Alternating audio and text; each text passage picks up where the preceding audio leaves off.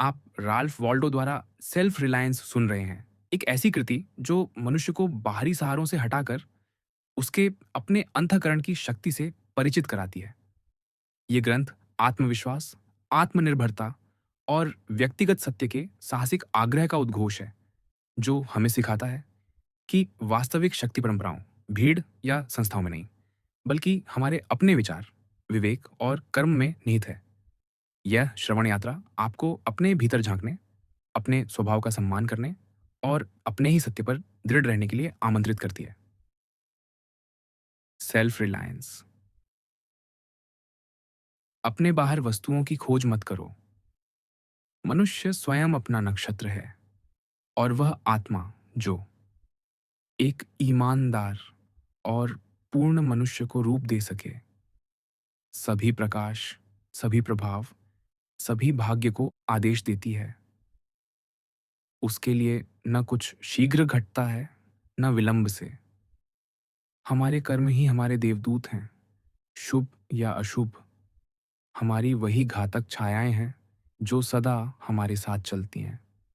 शिला पर शिशु को छोड़ दो, भेड़िया माता के स्तन से उसका पालन करो, बाज और लोमड़ी के साथ शीतकाल बिताओ। शक्ति और वेग ही उसके हाथ और पांव बने। मैंने दूसरे दिन एक प्रख्यात चित्रकार द्वारा लिखी कुछ पंक्तियां पढ़ी, जो मौलिक थीं और रूढ़ नहीं। ऐसी पंक्तियों में आत्मा सदा एक उपदेश सुनती है, विषय चाहे जो भी हो। उनमें जो भाव प्रविष्ट होता है, उसका मूल्य उनमें निहित किसी भी विचार से अधिक होता है। अपने ही विचार पर विश्वास करना, यह मानना कि जो सत्य तुम्हारे निजी हृदय के लिए सत्य है, वही सभी मनुष्यों के लिए सत्य है, यही प्रतिभा है। अपने अंतर्निहित विश्वास को व्यक्त करो और वही सार्वभौम बोध बन जाएगा, क्योंकि अंतःकरण समय आने पर बाह्य रूप धारण कर लेता है और हमारा पहला विचार अंतिम न्याय की तुरहियों द्वारा हमें लौटा दिया जाता है। प्रत्येक को मन की वाणी जितनी परिचित है, उतना ही उच्चतम गुण हम मूसा, प्लेटो और मिल्टन को इस कारण देते हैं कि उन्होंने पुस्तकों और परंपराओं को तुच्छ समझा और मनुष्यों की नहीं, बल्कि अपने विचारों की वाणी बोली। मनुष्य को चाहिए कि वह उस प्रकाश किरण को पहचानना और देखना सीखे जो भीतर से उसके मन में चमक उठती है, कवियों और मनीषियों के आकाशमंडल की चमक से भी अधिक। फिर भी वह अपने ही विचार को इसलिए अनदेखा कर देता है कि वह उसका अपना है। प्रतिभा के प्रत्येक कृत्य में हम अपने ही त्यागे हुए विचारों को पहचानते हैं। वे हमारे पास एक विच्छिन्न सी महिमा के साथ लौटते हैं। महान कलाकृतियां हमें इससे अधिक कोई शिक्षाप्रद पाठ नहीं देती। वे हमें सिखाती हैं कि हम अपने स्वाभाविक प्रभाव पर सुस्वभावी दृढ़ता के साथ टिके रहें, विशेषतः तब जब समस्त स्वरों का कोलाहल विपरीत दिशा में हो। अन्यथा कल कोई अजनबी अत्यंत प्रवीण विवेक के साथ वही बात कहेगा जिसे हम सदा से सोचते और अनुभव करते रहे हैं, और हमें लज्जा के साथ अपना ही मत दूसरे से ग्रहण करना पड़ेगा। प्रत्येक मनुष्य की शिक्षा में एक समय आता है जब वह इस निष्कर्ष पर पहुंचता है कि ईर्ष्या अज्ञान है, अनुकरण आत्महत्या है, कि उसे स्वयं को अच्छे बुरे सहित अपने हिस्से के रूप में स्वीकार करना चाहिए, कि यद्यपि विस्तृत ब्रह्मांड भलाई से भरा है, फिर भी पोषण देने वाले अन्न का एक भी दाना उसे उस श्रम के बिना नहीं मिल सकता जो उसने उस भूमिखंड पर लगाया है, जो उसे जोतने के लिए दिया गया है। जो शक्ति उसमें निवास करती है वह प्रकृति में नहीं है, और उसके अतिरिक्त कोई नहीं जानता कि वह क्या कर सकता है, और वह स्वयं भी तब तक नहीं जानता जब तक उसने प्रयास न किया हो। व्यर्थ ही नहीं कि एक चेहरा, एक स्वभाव, एक तथ्य उस पर गहरी छाप डालता है और दूसरा नहीं। स्मृति में यह मूर्तिकरण पूर्व स्थापित सामंजस्य के बिना नहीं है। नेत्र वहां रखा गया था जहां एक किरण गिरे, ताकि वह उसी विशेष किरण का साक्ष्य दे सके। हम स्वयं को आधा ही प्रकट करते हैं और उस दिव्य कल्पना से लज्जित रहते हैं जिसका प्रत्येक हम प्रतिनिधित्व करते हैं। उस पर सुरक्षित रूप से भरोसा किया जा सकता है कि वह समुचित और शुभ फल देने वाली है, यदि उसे निष्ठापूर्वक व्यक्त किया जाए। परंतु ईश्वर अपने कार्य को कायरों द्वारा प्रकट नहीं कराता। मनुष्य तब हल्का और प्रसन्न होता है जब उसने अपने कार्य में हृदय लगा दिया हो और अपना सर्वश्रेष्ठ कर दिया हो। पर जो उसने अन्यथा कहा या किया है, वह उसे शांति नहीं देगा। वह एक ऐसी मुक्ति है जो मुक्त नहीं करती। प्रयास के समय उसकी प्रतिभा उसका साथ छोड़ देती है। कोई प्रेरणा सहायक नहीं होती, न कोई आविष्कार, न कोई आशा। अपने ऊपर भरोसा रखो। प्रत्येक हृदय उस लौह तंतु पर स्पंदित होता है। उस स्थान को स्वीकार करो जो दिव्य विधान ने तुम्हारे लिए खोजा है। अपने समकालीनों के समाज को, घटनाओं की कड़ी को। महान पुरुषों ने सदा ऐसा ही किया है और बालक सदृश भाव से अपने युग की प्रतिभा पर स्वयं को सौंप दिया है, यह दर्शाते हुए कि पूर्णतः विश्वास योग्य सत्ता उनके हृदय में विराजमान थी, उनके हाथों के माध्यम से कार्य कर रही थी, उनके समस्त अस्तित्व पर प्रदान थी। और हम भी अब पुरुष हैं और हमें उसी परम गंतव्य को उच्चतम बुद्धि में स्वीकार करना चाहिए, न कि किसी संरक्षित कोने में अवयस्क और रोगी बने रहें, न क्रांति से भागने वाले कायर हों, बल्कि मार्गदर्शक, उद्धारक और उपकारी बने, सर्वशक्तिमान प्रयास का पालन करते हुए और अराजकता तथा अंधकार की ओर अग्रसर हों। इस विषय पर प्रकृति हमें कितने मनोहर दैवी संकेत देती है। बालकों, शिशुओं, यहाँ तक कि पशुओं के मुख और आचरण में। वह विभाजित और विद्रोही मन, वह भावना पर अविश्वास। इसलिए कि हमारी गणना ने हमारे उद्देश्य के विरुद्ध खड़ी शक्तियों और साधनों का हिसाब कर लिया है। ये उनमें नहीं है। उनका मन अखंड है, उनकी दृष्टि अभी अजेय है और जब हम उनके मुख की ओर देखते हैं, तो विचलित हो जाते हैं। शैशव किसी के अनुरूप नहीं होता, सब उसके अनुरूप हो जाते हैं। यहाँ तक कि एक शिशु प्रायः 4 या 5 प्रौढ़ों को अपने इर्द-गिर्द बड़बड़ाते और खेलते हुए बना देता है। इसी प्रकार ईश्वर ने यौवन, युवावस्था और प्रौढ़ता को भी उनके अपने तीखेपन और आकर्षण से सुसज्जित किया है और उन्हें ईर्ष्या योग्य और अनुग्रही बनाया है तथा उनके दावों को टालने योग्य नहीं रखा है यदि वे स्वयं के साथ खड़े रहें। यह मत सोचो कि युवक में कोई शक्ति नहीं, क्योंकि वह तुमसे और मुझसे बोल नहीं सकता। सुनो, अगले कक्ष में उसकी वाणी पर्याप्त स्पष्ट और दृढ़ है। प्रतीत होता है कि वह अपने समकालीनों से बोलना जानता है। संकोची हो या साहसी, वह यह जान लेगा कि हम वरिष्ठों को अत्यंत अनावश्यक कैसे बना दें। उन बालकों की उदासीनता जिन्हें अपने भोजन का निश्चय है और जो किसी को प्रसन्न करने के लिए कुछ भी करने या कहने को उतनी ही अवमानना से ठुकरा देंगे जितनी कोई प्रभु मानव स्वभाव की स्वस्थ अवस्था है। बैठक में बालक वही है जो रंगशाला में दर्शक स्थान, स्वतंत्र, उत्तरदायित्व रहित, अपने कोने से गुजरते हुए लोगों और तथ्यों को देखता हुआ। वह उन्हें उनके गुणों के आधार पर बालकों की तीव्र और संक्षिप्त रीति से अच्छा, बुरा, रोचक, मूर्ख, वाग्मी, कष्टप्रद ठहराता है। वह परिणामों या हितों की चिंता से स्वयं को कभी नहीं बोझिल करता। वह स्वतंत्र, सच्चा निर्णय देता है। तुम्हें उसे रिझाना पड़ता है, वह तुम्हें नहीं रिझाता। परंतु मनुष्य मानो अपनी ही चेतना द्वारा कारागार में डाल दिया जाता है। जैसे ही उसने कभी चमक-दमक के साथ कोई कार्य किया या वचन कहा, वह एक प्रतिबद्ध व्यक्ति बन जाता है। सैकड़ों की सहानुभूति या घृणा द्वारा देखा-परखा जाने वाला, जिनकी भावनाएं अब उसके लेखे में प्रवेश कर जाती हैं। इसके लिए कोई विस्मृति नदी नहीं है। आह! काश! वह फिर से अपनी निरपेक्षता में लौट सके, जो इस प्रकार सभी प्रतिज्ञाओं से बच सके और देखकर फिर उसी अप्रभावित, निष्पक्ष, अप्रलोभ्य, अभय निष्कलुषता से देख सके। वह सदा भयावह होगा। वह समस्त चलती-फिरती बातों पर ऐसे मत व्यक्त करेगा, जो निजी नहीं बल्कि अनिवार्य प्रतीत होंगे और बाणों की भांति मनुष्यों के कानों में उतरकर उन्हें भयभीत कर देंगे। ये वे स्वर हैं जिन्हें हम एकांत में सुनते हैं, पर संसार में प्रवेश करते ही वे क्षीण और अश्रव्य हो जाते हैं। समाज सर्वत्र अपने प्रत्येक सदस्य के पुरुषार्थ के विरुद्ध षड्यंत्र में लगा है। समाज एक संयुक्त पूंजी संस्था है, जिसमें सदस्य प्रत्येक भागीदार की रोटी को अधिक सुरक्षित करने के लिए खाने वाले की स्वतंत्रता और संस्कृति का परित्याग करने पर सहमत होते हैं। सर्वाधिक मांगा जाने वाला गुण अनुरूपता है। आत्मनिर्भरता उससे विरक्ति है। वह यथार्थों और सृजनकर्ताओं से प्रेम नहीं करता, बल्कि नामों और रीतियों से करता है। जो मनुष्य होना चाहता है, उसे अननुरूपवादी होना ही होगा। जो अमर यश की माला पाना चाहता है, उसे भलाई के नाम से अवरुद्ध नहीं होना चाहिए, बल्कि यह जांचना चाहिए कि वह सचमुच भलाई है या नहीं। अंततः कुछ भी पवित्र नहीं रहता, सिवाय अपने ही मन की अखंडता के। अपने प्रति स्वयं को मुक्त कर दो और संसार का समर्थन तुम्हें प्राप्त होगा। मुझे एक उत्तर स्मरण आता है, जो मैंने बहुत कम आयु में एक सम्मानित परामर्शदाता को दिया था, जो कलीसिया के प्रिय पुराने सिद्धांतों से मुझे बार-बार आग्रह करता रहता था। जब मैंने कहा, यदि मैं पूर्णतः भीतर से जीवन जीता हूं, तो परंपराओं की पवित्रता से मेरा क्या संबंध?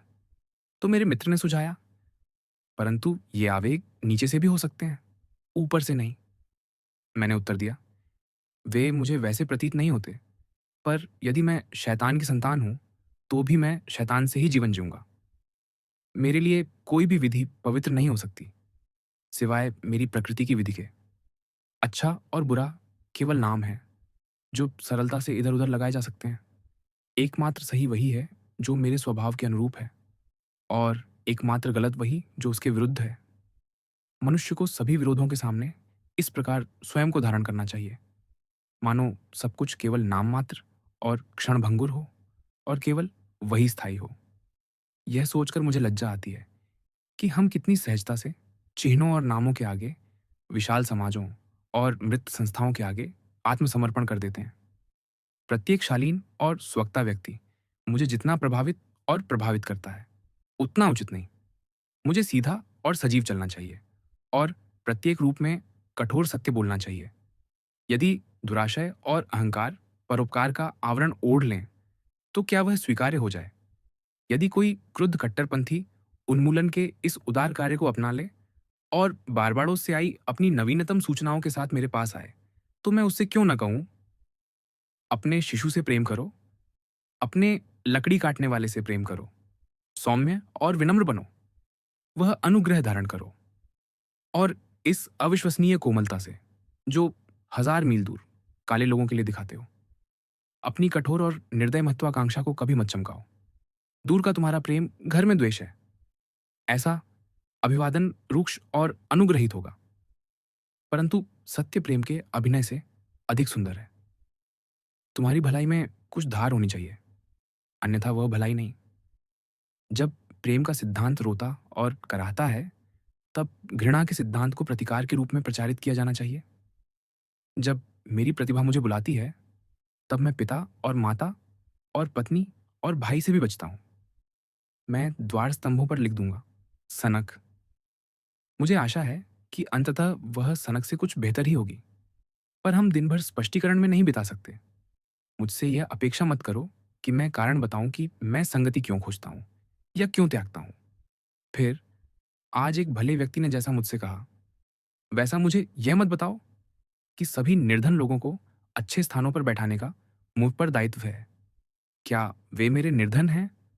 मैं तुमसे कहता हूं, हे मूर्ख परोपकारी, कि मैं उस रुपये, उस पैसे, उस सिक्के को देने में भी कंजूसी करता हूं, जो मैं ऐसे लोगों को देता हूं जो ना मेरे हैं और ना जिनका मैं हूं।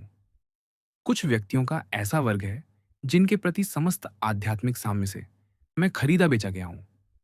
उनके लिए मैं आवश्यकता पड़े तो कारागार भी जाऊंगा। पर तुम्हारे विविध और लोकप्रिय दान, मूर्खों की महाविद्यालयी शिक्षा, उन सभागृहों का निर्माण जो आज अनेक स्थानों पर व्यर्थ उद्देश्य से खड़े हैं, मद्यपों को दान, और हजारों प्रकार की सहायता सभाएं। यद्यपि लज्जा के साथ स्वीकार करता हूं कि कभी कभी मैं हार मानकर रुपया दे देता हूं। वह एक दुष्ट रुपया है, जिसे आगे चलकर मैं पुरुषार्थ के साथ रोकना सीखूंगा। लोकमत में गुण नियम की अपेक्षा अपवाद अधिक माने जाते हैं। वहां मनुष्य है और उसके गुण हैं। लोग जिसे अच्छा कर्म कहते हैं, जैसे साहस या दान का कोई कार्य, उसे ऐसे करते हैं मानो परेड में प्रतिदिन अनुपस्थित रहने के प्रायश्चित में कोई जुर्माना भर रहे हों। उनके कर्म संसार में उनके जीवन के लिए एक क्षमा या शमन के रूप में किए जाते हैं। जैसे रोगी और उन्मत्त ऊंचा भाड़ा देकर रहते हैं, उनके गुण प्रायश्चित हैं। मैं प्रायश्चित नहीं, जीवन जीना चाहता हूँ। मेरा जीवन अपने लिए है, प्रदर्शन के लिए नहीं। मैं यह अधिक पसंद करता हूँ कि वह साधारण स्तर का हो, यदि वह सच्चा और समतुल्य हो, बजाय इसके कि वह चमकदार और अस्थिर हो। मैं चाहता हूँ कि वह स्वस्थ और मधुर हो, और उसे आहार विधान और रक्तस्राव की आवश्यकता न पड़े। मैं यह प्राथमिक प्रमाण मांगता हूँ कि तुम मनुष्य हो, और मनुष्य से उसके कर्मों की ओर की गई इस अपील को अस्वीकार करता हूँ। मैं अपने विषय में जानता हूँ कि जिन कर्मों को उत्कृष्ट माना जाता है, उन्हें करने या न करने से मेरे लिए कोई अंतर नहीं पड़ता।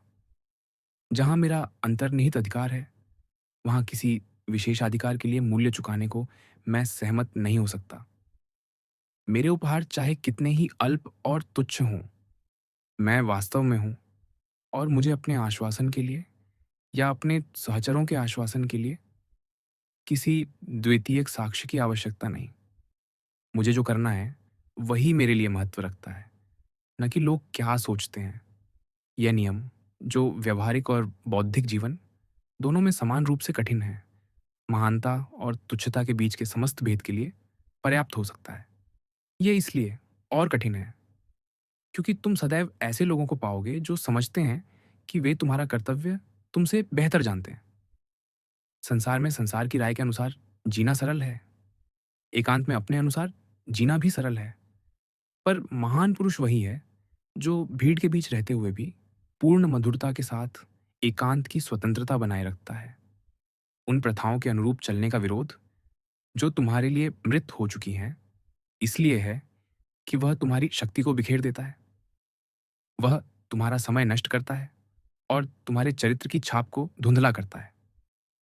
यदि तुम किसी मृत कलीसा को बनाए रखते हो, किसी मृत बाइबल सभा को दान देते हो, सरकार के पक्ष या विपक्ष में किसी विशाल दल के साथ मतदान करते हो, अपने मेज को नीच गृहस्थों की भांति फैलाते हो, इन सभी आवरणों के नीचे मुझे यह पहचानने में कठिनाई होती है कि तुम वास्तव में कौन हो। और स्वाभाविक ही तुम्हारे वास्तविक जीवन से उतनी ही शक्ति खिंच जाती है। पर अपना कार्य करो और मैं तुम्हें जान लूंगा। अपना कार्य करो और तुम स्वयं को सुदृढ़ कर लोगे। मनुष्य को यह समझना चाहिए कि अनुरूपता का यह खेल कितना अंधमूर्खतापूर्ण है। यदि मैं तुम्हारा संप्रदाय जानता हूं, तो मैं तुम्हारा तर्क पहले ही भांप लेता हूं। मैं किसी उपदेशक को सुनता हूं कि वह अपने कलीसा की किसी संस्था की उपयोगिता को अपना पाठ और विषय घोषित करता है। क्या मुझे पहले से नहीं पता कि वह एक भी नया और स्वाभाविक शब्द नहीं कह सकता? क्या मुझे यह नहीं पता कि संस्था के आधारों की जांच का यह सारा दिखावा करते हुए भी वह ऐसा कुछ नहीं करेगा? क्या मुझे यह नहीं पता कि उसने स्वयं से यह प्रतिज्ञा कर रखी है कि वह केवल एक ही पक्ष को देखेगा, अनुमत पक्ष को, एक मनुष्य की तरह नहीं, बल्कि एक पल्ली पुरोहित की तरह। वह एक वेतनभोगी अधिवक्ता है, और न्यायासन की ये ठाट सबसे खोखली बनावट है। खैर, अधिकांश मनुष्यों ने अपनी आंखों पर किसी न किसी रूमाल से पट्टी बांध ली है, और इन मत समुदायों में से किसी एक से स्वयं को जोड़ लिया है। यह अनुरूपता उन्हें कुछ बातों में ही असत्य नहीं बनाती, कुछ झूठों का रचिता नहीं बनाती, बल्कि सभी बातों में असत्य बना देती है। उनका प्रत्येक सत्य पूर्णतः सत्य नहीं होता, उनका दो वास्तविक दो नहीं होता, उनका चार वास्तविक चार नहीं होता। इस प्रकार उनका हर शब्द हमें खिन्न कर देता है, और हमें समझ नहीं आता कि उन्हें ठीक करना कहाँ से आरंभ करें। इस बीच प्रकृति भी हमें उस दल की कारागार वेशभूषा से सजाने में देर नहीं करती जिससे हम जुड़े होते हैं। हम एक ही ढंग का मुख और आकृति धारण करने लगते हैं, और क्रमशः अत्यंत कोमल गद्दा सदृश अभिव्यक्ति प्राप्त कर लेते हैं। एक विशेष प्रकार का अपमानजनक अनुभव भी है, जो सामान्य इतिहास में भी अपना प्रतिशोध अवश्य लेता है। मेरा आशय है प्रशंसा का मूर्ख मुख, वह बनावटी मुस्कान जो हम उस संगति में ओढ़ लेते हैं जहां हमें सहजता नहीं होती, उस वार्ता के उत्तर में जिसमें हमारी रुचि नहीं होती। मांसपेशियां स्वाभाविक रूप से नहीं, बल्कि एक नीच और अतिक्रामी इच्छा शक्ति द्वारा संचालित होकर चेहरे की रेखाओं के चारों ओर कस जाती है और अत्यंत अप्रिय अनुभूति उत्पन्न करती है।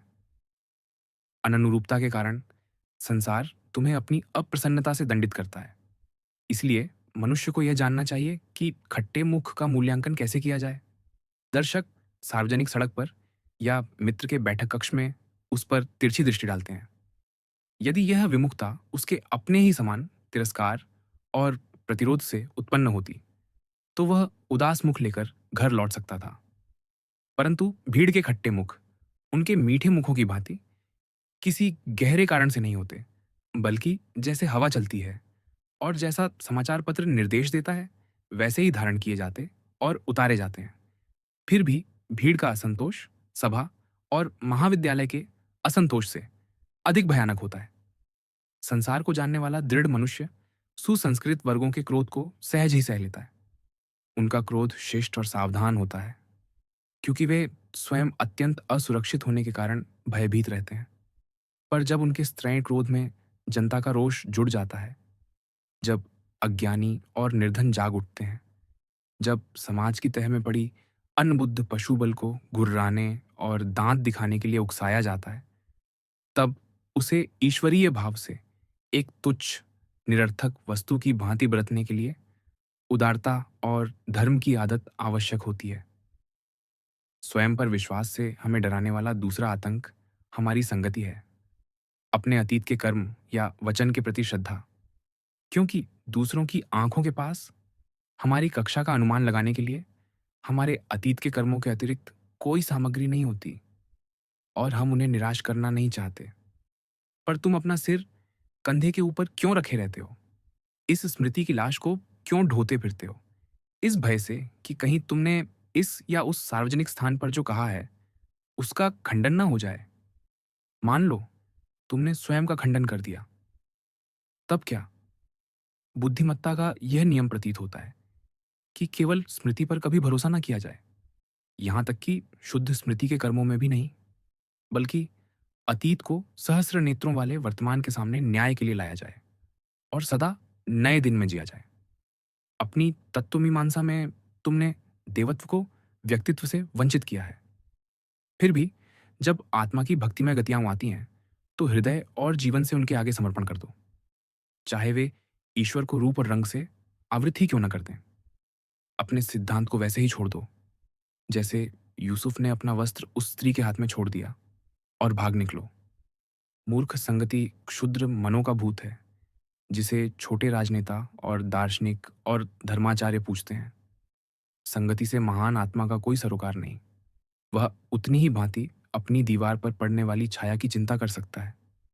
जो तुम अब भी सोचते हो, उसे कठोर शब्दों में बोलो, और कल जो कल सोचता है, उसे फिर कठोर शब्दों में बोलो, चाहे वह आज कही हुई प्रत्येक बात का खंडन ही क्यों न करे। आहा, तब तो निश्चय ही तुम्हें गलत समझा जाएगा। तो क्या गलत समझा जाना इतना बुरा है? पाइथागोरस को गलत समझा गया, और सुकरात को, और यीशु को, और लूथर को, और कोपरनिकस को, और गैलीलियो को, और न्यूटन को, और प्रत्येक शुद्ध और विवेकी आत्मा को जिसने कभी देह धारण की। महान होना गलत समझा जाना ही है। मैं मानता हूं कि कोई मनुष्य अपनी प्रकृति का उल्लंघन नहीं कर सकता। उसकी इच्छा की सारी उछालें उसके अस्तित्व के नियम द्वारा वैसे ही समेट ली जाती हैं, जैसे एंडीज और हिमालय की असमतलताएं गोलक की वक्रता में नगण्य हो जाती है। नहीं, यह महत्व रखता है कि तुम उसे कैसे मापो और परखो। चरित्र एक अक्रोस्टिक या अलेक्जेंड्रिय छंद के समान है। उसे आगे से पढ़ो, पीछे से पढ़ो या आड़ा पढ़ो, वह वही बात बताता है। इस सुखद विनीत वन्य जीवन में जो ईश्वर मुझे देता है, मुझे यह अनुमति मिले कि मैं बिना भविष्य चिंता या अतीत दृष्टि के प्रतिदिन अपना ईमानदार विचार अंकित करूं, और मुझे संदेह नहीं कि वह सम्मित पाया जाएगा। यद्यपि न तो मैं उसका उद्देश्य रखता हूं, न उसे देख पाता हूं। मेरी पुस्तक में चीड़ों की सुगंध होनी चाहिए और कीटों की गुनगुनाहट गूंजनी चाहिए। मेरी खिड़की के ऊपर उड़ने वाली अबाबील अपनी चोंच में जो तिनका या तंतु लाती है, उसे मेरे जाल में भी पिरो दे। हम वही माने जाते हैं जो हम हैं। चरित्र हमारी इच्छाओं से ऊपर शिक्षा देता है। मनुष्य कल्पना करते हैं कि वे अपना सद्गुण या दुर्गुण केवल प्रत्यक्ष कर्मों से ही संप्रेषित करते हैं और ये नहीं देखते कि सद्गुण या दुर्गुण प्रत्येक क्षण श्वास की भांति निकलता रहता है। कर्मों की कितनी ही विविधता क्यों ना हो, यदि वे प्रत्येक अपने समय में ईमानदार और स्वाभाविक हों, तो उनमें सामंजस्य होगा। क्योंकि एक ही इच्छा से उत्पन्न कर्म, चाहे कितने ही भिन्न प्रतीत हों, परस्पर अनुरूप होंगे। थोड़ी दूरी पर, विचार की थोड़ी ऊंचाई से, ये भिन्नताएं दृष्टि से ओझल हो जाती हैं। एक प्रवृत्ति उन सबको जोड़ देती है। श्रेष्ठतम जहाज की यात्रा 100 मोड़ों की टेढ़ी मेढ़ी रेखा होती है। पर्याप्त दूरी से उस रेखा को देखो और वह अपनी औसत प्रवृत्ति में सीधी हो जाती है। तुम्हारा सच्चा कर्म स्वयं को स्पष्ट करेगा और तुम्हारे अन्य सच्चे कर्मों को भी स्पष्ट करेगा। तुम्हारी अनुरूपता कुछ भी स्पष्ट नहीं करती। एकाकी रूप से कर्म करो और जो तुमने पहले एकाकी रूप से किया है, वही तुम्हें अभी न्यायोचित ठहराएगा। महानता भविष्य से अपील करती है। यदि मैं आज इतना दृढ़ हो सकूं कि सही करूं और दृष्टियों की अवहेलना करूं, तो मुझे पहले भी इतना सही किया होगा कि वह अभी मेरा बचाव करे। जैसे भी हो, अब भी सही करो। सदा बाह्य रूपों की अवमानना करो और तुम सदा ऐसा कर सकोगे। चरित्र की शक्ति संचयी होती है। पूर्ववर्ती सद्गुणों के सभी दिन अपनी स्वास्थ्य शक्ति इसमें प्रवाहित कर देते हैं। सभा और रण क्षेत्र के नायकों की वह भव्यता, जो कल्पना को इतना भर देती है, किससे उत्पन्न होती है? पीछे पड़े महान दिनों और विजय क्रम की चेतना से। वे अग्रसरकर्ता पर संयुक्त प्रकाश डालते हैं। वह मानो देवदूतों के दृश्यमान दल से घिरा हुआ चलता है। वही चैतन्य चैथम की वाणी में गर्जना डालता है और वॉशिंगटन की चाल में गरिमा और एडम्स की आंख में अमेरिका। सम्मान हमें इसीलिए वंदनीय प्रतीत होता है कि वह क्षणिक नहीं होता, वह सदा प्राचीन सद्गुण होता है। हम आज उसकी पूजा इसलिए करते हैं कि वह आज का नहीं है। हम उससे प्रेम करते हैं और उसे नमन करते हैं, क्योंकि वह हमारे प्रेम और नमन के लिए जाल नहीं, बल्कि आत्मनिर्भर, आत्मोत्पन्न है और इसलिए उसकी वंशावली पुरातन और निष्कलंक है, चाहे वह किसी युवा में ही क्यों न प्रकट हो। मुझे आशा है कि इन दिनों हमने अनुरूपता और संगति का अंतिम बार नाम सुना है। आगे से ये शब्द राजपत्रित और हास्यास्पद हो जाए। भोजन के लिए घड़ियाल के स्थान पर हमें स्पार्टा की बांसुरी की सीटी सुनाई दे। हम फिर कभी न झुकें और न क्षमा मांगें। एक महान पुरुष मेरे घर भोजन करने आ रहा है। मैं उसे प्रसन्न नहीं करना चाहता। मैं चाहता हूं कि वह मुझे प्रसन्न करना चाहे। मैं यहाँ मानवता के लिए खड़ा रहूंगा और यद्यपि मैं उसे दयालु बनाना चाहूंगा, मैं उसे सत्य बनाना चाहूंगा। आओ, हम समय की चिकनी औसतता और मलिन संतोष को ललकारें और फटकारें और प्रथा, व्यापार और पद के मुख पर इतिहास के समस्त निष्कर्ष को उछाल दें कि जहां-जहां मनुष्य कार्य करता है, वहां एक महान उत्तरदायी विचारक और कर्ता कार्यरत है। कि सच्चा मनुष्य किसी अन्य समय या स्थान का नहीं होता, बल्कि वस्तुओं का केंद्र होता है। जहां वह है, वहीं प्रकृति है। वह तुम्हें और सभी मनुष्यों को और सभी घटनाओं को मापता है। सामान्यतः समाज में हर व्यक्ति हमें किसी और बात या किसी अन्य व्यक्ति की याद दिलाता है। चरित्र, वास्तविकता किसी और की याद नहीं दिलाती, वह समस्त सृष्टि का स्थान ले लेती है। मनुष्य को इतना होना चाहिए कि वह सभी परिस्थितियों को उदासीन बना दे। प्रत्येक सच्चा मनुष्य एक कारण, एक देश और एक युग होता है। अपने अभिप्राय को पूर्ण करने के लिए अनंत स्थान, संख्या और समय की अपेक्षा करता है और भावी पीढ़ी उसके चरण चिन्हों का अनुसरण मानो ग्राहकों की कतार की भांति करती है। एक सीजर जन्म लेता है और उसके बाद सदियों तक हमारे पास रोमन साम्राज्य रहता है। मसीह जन्म लेते हैं और असंख्य मन इस प्रकार बढ़ते और उनकी प्रतिभा से जुड़ते हैं कि वह सद्गुण और मनुष्य की संभाव्यता से अभिन्न हो जाते हैं। कोई संस्था एक मनुष्य की दीर्घ छाया होती है, जैसे संन्यासवाद, अंतोनी सन्यासी की, सुधार, लूथर की, क्वेकरवाद, फॉक्स की, मेथोडिज्म, वेस्ले की, उन्मूलन, क्लार्कसन की। स्किपियो को मिल्टन ने रोम की ऊंचाई कहा और समस्त इतिहास अत्यंत सहजता से कुछ दृढ़ और अर्निस्ट व्यक्तियों की जीवन कथा में सिमट जाता है। अतः मनुष्य को अपने मूल्य को जानना चाहिए और वस्तुओं को अपने चरणों के नीचे रखना चाहिए। उसे न झांकना चाहिए, न चुराना, न इस संसार में जो उसी के लिए विद्यमान है, किसी दान पुत्र, अवैध संतान या घुसपैठिए की भांति इधर उधर दबे पांव घूमना चाहिए। पर सड़क का साधारण मनुष्य अपने भीतर उस शक्ति के अनुरूप कोई मूल्य न पाकर जिसने मीनार खड़ी की या संगमरमर के देवता को गढ़ा, इन्हें देखकर स्वयं को निर्धन अनुभव करता है।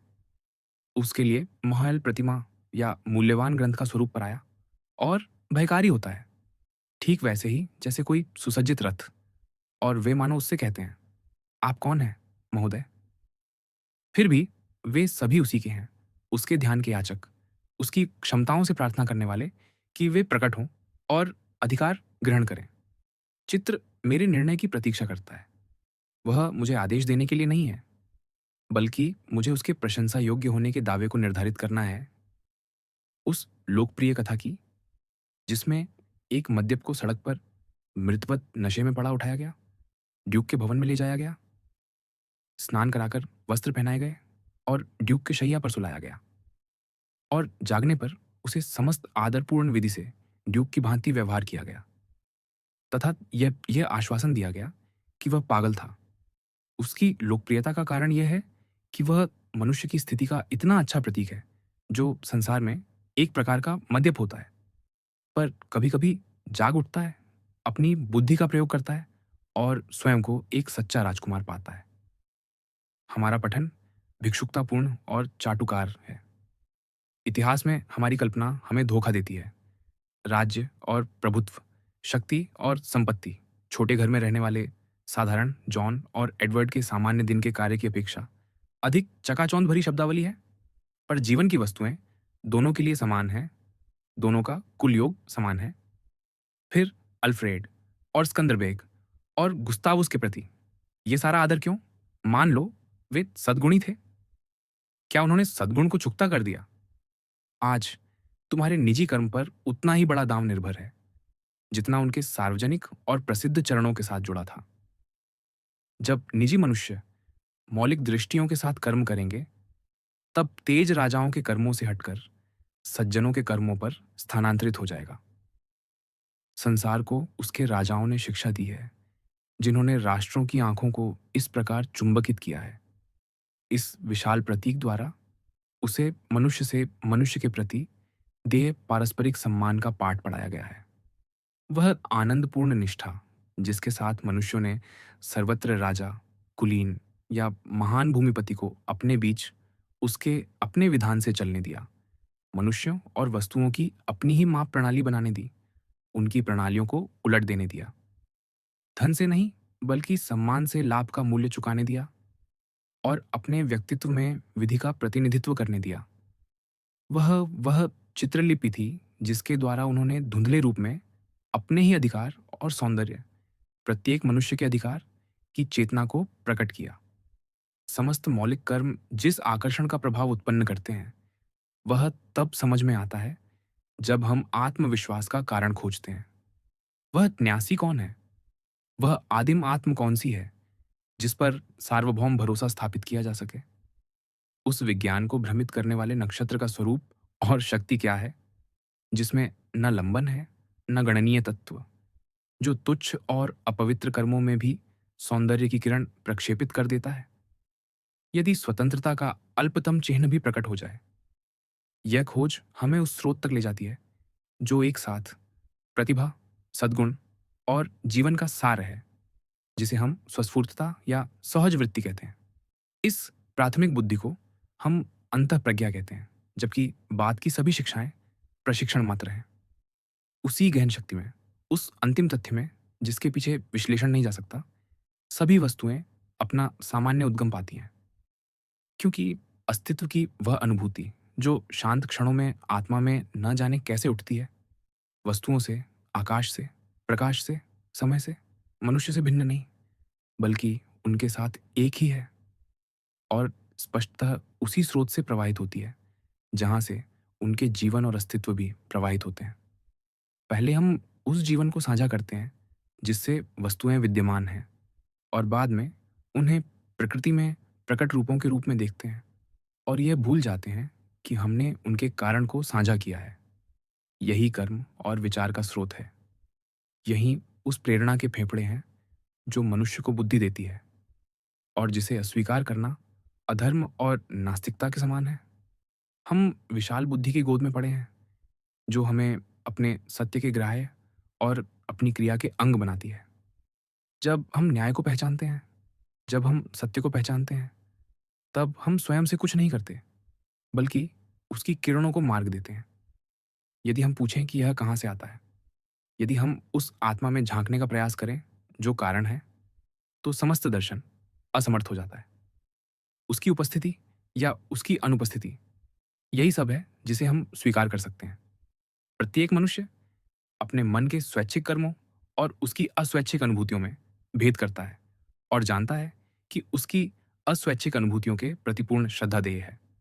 वह उनके अभिव्यक्तिकरण में भूल कर सकता है, पर वह जानता है कि ये वस्तुएं दिन और रात की भांति यथार्थ हैं, विवादातीत। मेरे जानबूझकर किए गए कर्म और अर्जन तो भटकते रहते हैं, पर सबसे आलसी स्वप्न, सबसे क्षीण स्वाभाविक भावना मेरी जिज्ञासा और सम्मान को आदेश देती है। विचारहीन लोग अनुभूतियों के कथन का उतनी ही तत्परता से खंडन करते हैं जितना मतों का, या उससे भी अधिक, क्योंकि वे अनुभूति और धारणा में भेद नहीं करते। वे कल्पना करते हैं कि मैं यह या वह वस्तु देखने का चुनाव करता हूं, पर अनुभूति मनमानी नहीं, बल्कि अनिवार्य है। यदि मैं किसी गुण को देखता हूं, तो मेरे पश्चात मेरे बच्चे भी उसे देखेंगे और समय के साथ समस्त मानवता। यद्यपि संभव है कि मुझसे पहले किसी ने उसे न देखा हो, क्योंकि मेरी उसकी अनुभूति उतनी ही तथ्यात्मक है जितना सूर्य। आत्मा के दैवी आत्मा के साथ संबंध इतने शुद्ध हैं कि उनके बीच सहायता साधनों को रखना अपवित्रता है। अनिवार्य है कि जब ईश्वर बोलता है तो वह एक वस्तु नहीं, बल्कि सभी वस्तुओं को संप्रेषित करे, अपने स्वर से संसार को भर दे, वर्तमान विचार के केंद्र से प्रकाश, प्रकृति, समय, आत्माओं को प्रसारित करे और समस्त को नया दिनांक दे और नया सृजन करे। जब भी कोई मन सरल होता है और दैवी बुद्धि को ग्रहण करता है, तब पुरानी वस्तुएं लुप्त हो जाती हैं। साधन, गुरु, ग्रंथ, मंदिर गिर पड़ते हैं। वह अभी जीता है और भूत तथा भविष्य को वर्तमान क्षण में समाहित कर लेता है। सभी वस्तुएं उससे संबंध के कारण पवित्र बन जाती हैं, एक उतनी ही जितनी दूसरी। सभी वस्तुएं अपने कारण द्वारा अपने केंद्र में विलीन हो जाती हैं और इस सार्वभौम चमत्कार में छोटे और विशेष चमत्कार लुप्त हो जाते हैं। इसलिए यदि कोई मनुष्य यह दावा करे कि वह ईश्वर को जानता है और उसके विषय में बोलता है, और तुम्हें किसी अन्य देश, किसी अन्य संसार की किसी पुरानी सड़ी हुई जाति की शब्दावली की ओर ले जाए, तो उस पर विश्वास मत करो। क्या बल्लूत अपने पूर्ण और परिपक्व रूप वट वृक्ष से श्रेष्ठ है? क्या माता पिता उस संतान से श्रेष्ठ हैं जिसमें उन्होंने अपना परिपक्व अस्तित्व उंडेल दिया है? फिर अतीत की यह पूजा कहां से आती है? शताब्दियां। आत्मा की स्वस्थता और अधिकार के विरुद्ध षड्यंत्रकारी है। समय और आकाश केवल वे शारीरिक रंग हैं जिन्हें नेत्र बनाता है, पर आत्मा प्रकाश है। जहां वह है वहां दिन है, जहां वह थी वहां रात्रि है।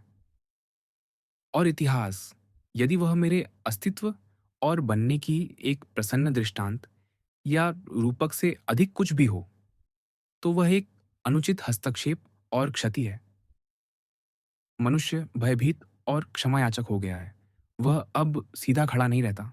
वह मैं सोचता हूँ, मैं हूँ कहने का साहस नहीं करता, बल्कि किसी संत या मनीषी का उद्धरण देता है। वह तृण की धार या खिलती हुई गुलाब से भी लज्जित होता है। मेरी खिड़की के नीचे ये गुलाब न तो पूर्व के गुलाबों का उल्लेख करते हैं, न किसी श्रेष्ठ का। वे जो हैं उसी के लिए हैं। वे आज ईश्वर के साथ विद्यमान हैं। उनके लिए कोई समय नहीं है, केवल गुलाब है। वह अपने अस्तित्व के भी प्रत्येक क्षण में पूर्ण है। पत्ती की कली फूटने से पहले ही उसका समस्त जीवन क्रियाशील होता है। पूर्ण विकसित पुष्प में उससे अधिक कुछ नहीं, पर्णहीन मूल में उससे कम कुछ नहीं। उसका स्वभाव तृप्त है और वह प्रकृति को तृप्त करता है, सभी क्षणों में समान रूप से। पर मनुष्य या तो टालता है या स्मरण करता है।